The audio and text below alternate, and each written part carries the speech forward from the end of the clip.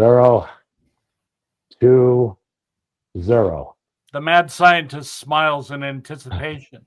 So 0. EP times TP equals. It's you just write it down. Well, it's 2 or H bar, right? Or did I do that wrong? So EP times TP equals sign. Yeah. Equals what thing? It equals H bar according to this, right? Yeah, there you are. All right, all right. Huh. Oh. Now just do the columns for the next one. Don't bother writing it down. You know you have 3 columns. Okay, yeah. So do EP-LP. So EP-LP.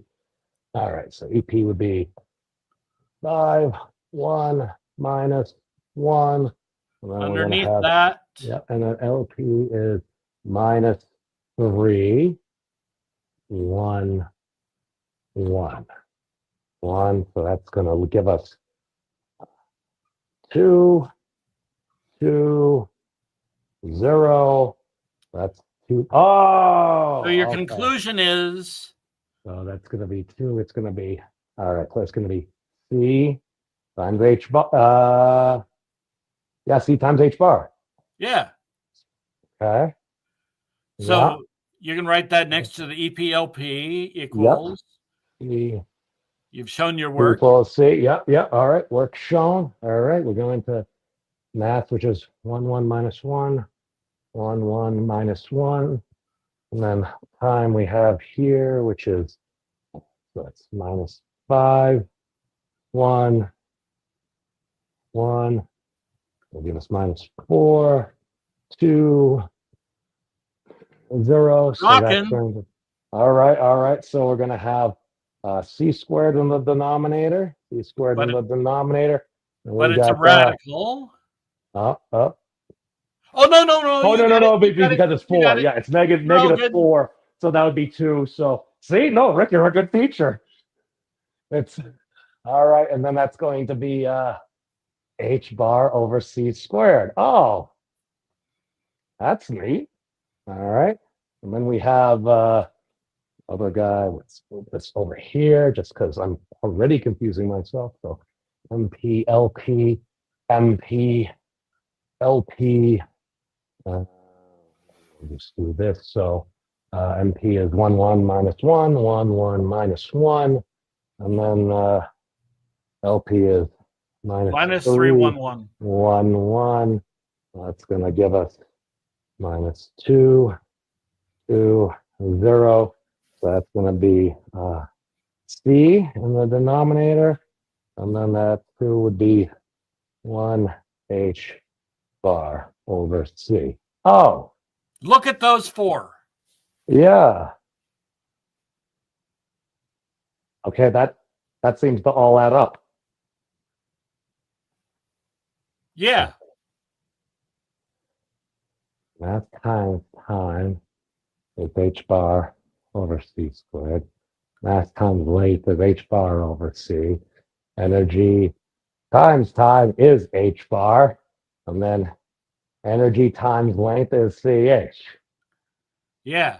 Oh. So in general, you've got an H bar and C to some power, but EPTP has an implicit C to the 0th power. Oh. C to the 0th power is a 1. All right. So C. So point at, yeah, right there, C to the 0. That is 1. Yeah. Oh. So you have energy and mass and time and length all pretty much put together right here. Because mass is energy and length is time. They're all the same thing. Oh. This is highly suggestive. I'm not sure what it's suggesting, but It means if you talk about energy, then you're automatically talking about mass. If you're talking about space, you're automatically talking about time. They're they're related by different powers of C, but they all have this H bar going on. Yeah. Dang. Things everywhere. Yeah. I've been sitting on this for a long time. I'm like, world, please let me publish. So, well, this is a. I mean, I don't know. Maybe someone else has been talking about it. I mean, you would know better than I would, but this is the first time I've seen any of this at all. No.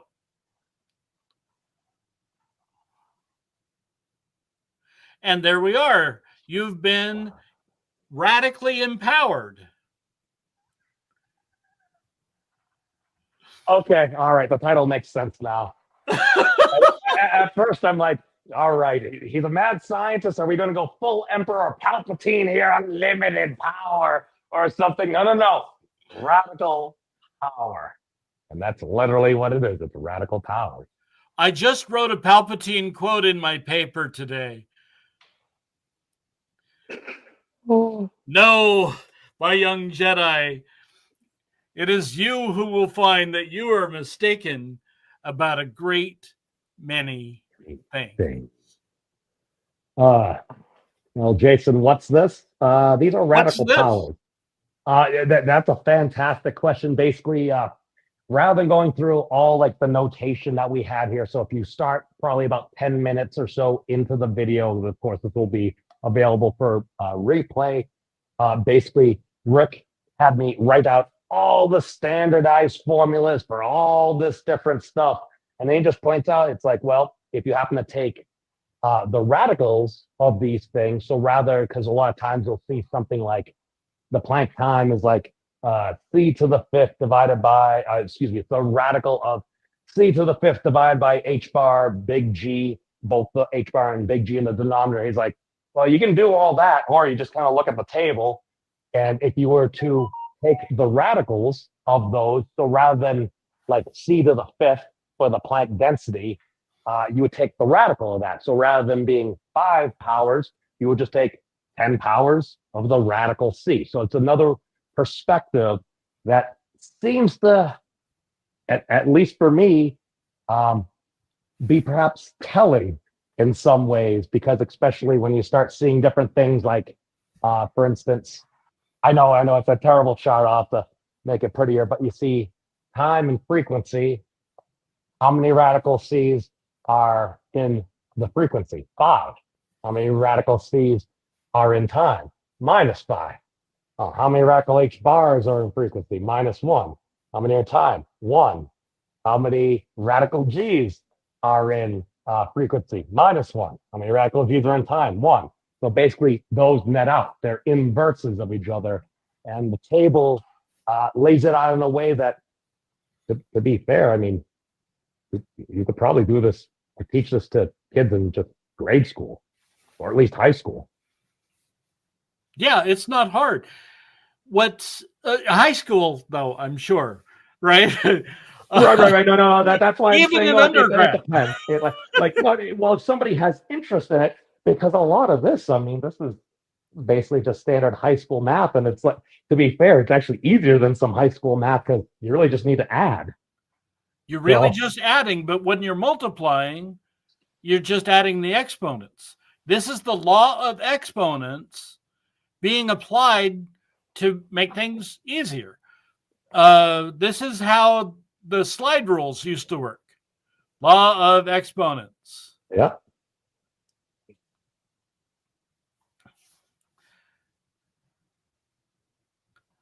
So I have to do my due diligence. So how did you come to this?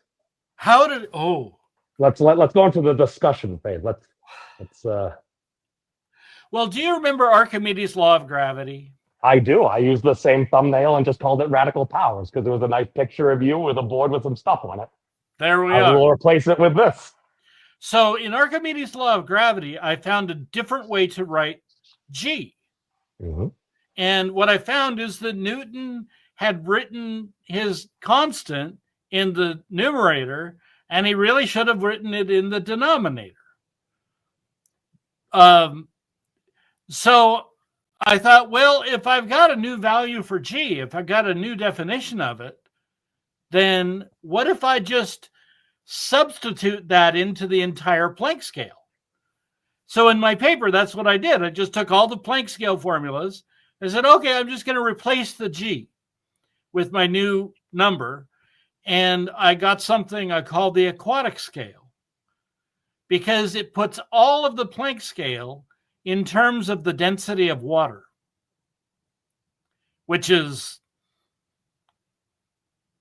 one of the deepest, probably the single deepest result, because the density of water should never have gotten into the gravitational constant.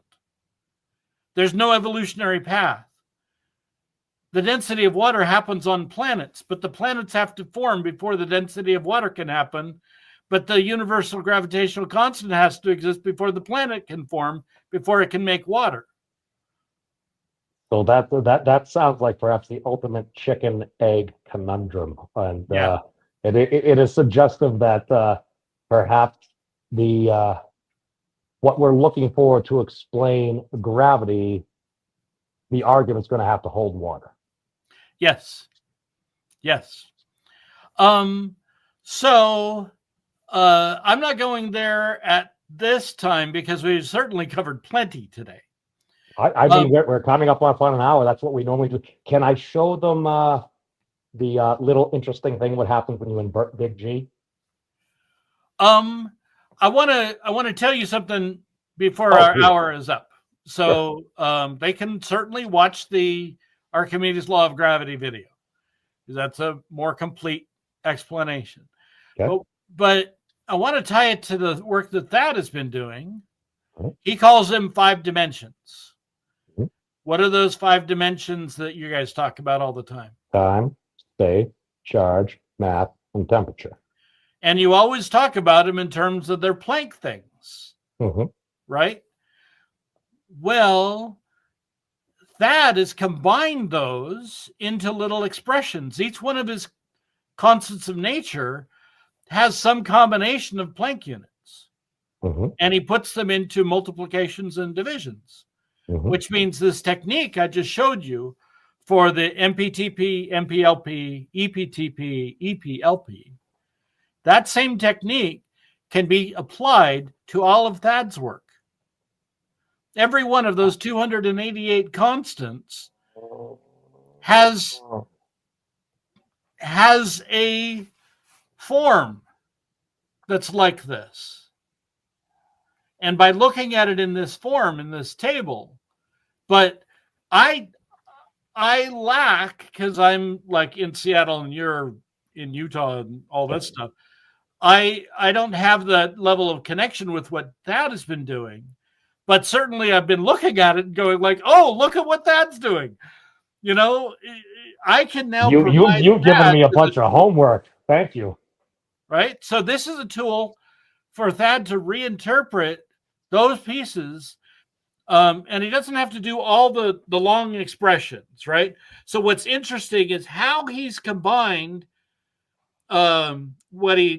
I don't like this word, but quintessence. Quintessence means something different.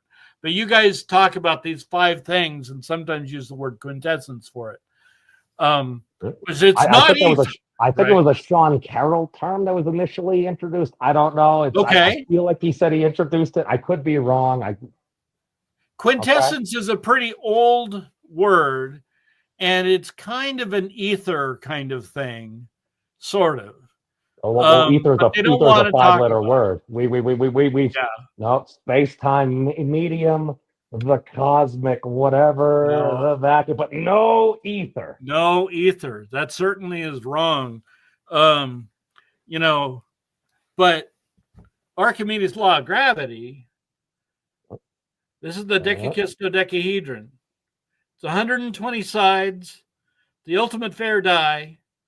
Here I am in my very nice living room. See that piano over there? That's my piano, right?